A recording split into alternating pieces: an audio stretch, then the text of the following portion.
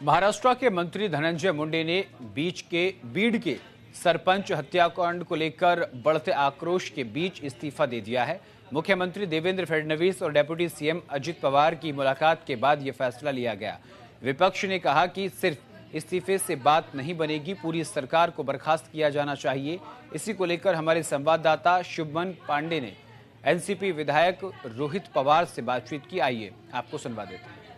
बातचीत करने के लिए इस वक्त एनसीपी विधायक रोहित पवार इस वक्त मौजूद हैं। सर, जिस तरह से धनंजय मुंडे का आज इस्तीफा, महायुति सरकार में पहली बार किसी मंत्री का इस्तीफा हुआ, किस तरह से देखते हैं? देखो, ये जो लोगों में जो अग्रेसिवनेस था, लोगों ने ये विषय हाथ में लिया था, उन्होंने वहाँ पे डेमोन्स्ट्रेशंस की थी।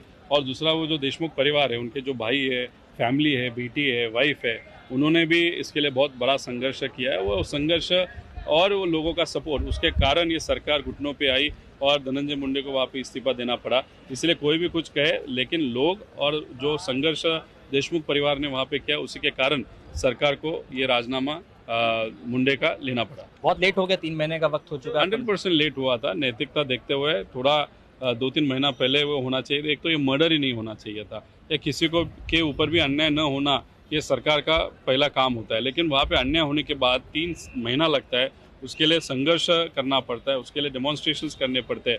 मतलब ये बहुत गलत चीज़ है।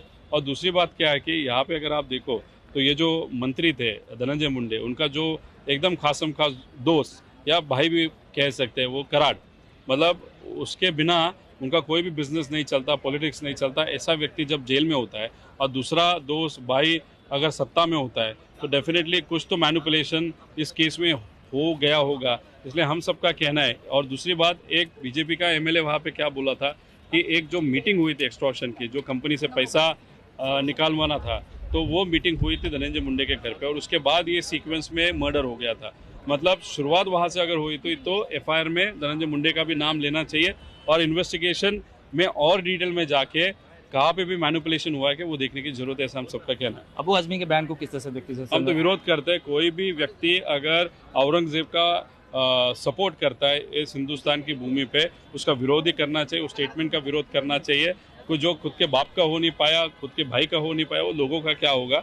इसलिए उनका स्टेटमेंट बहुत गलत है, उसका विरोध करते हैं। अगर इस अध्यक्ष ने निर्णय लिया उनको बर्खास्त करने का या सेक्शन से बाहर निकालने का, भी सपोर्ट है। बिल्कुल, लेते हमारे साथ रोहित पवार, उनके साफ तौर पर कहना है कि अगर अबू आजमी के बयान पे अगर विधानसभा अध्यक्ष अगर उन्हें बाहर निकालने का फैसला, तो वो सपोर्ट करेंगे। न्यूज़ के लिए मुंबई से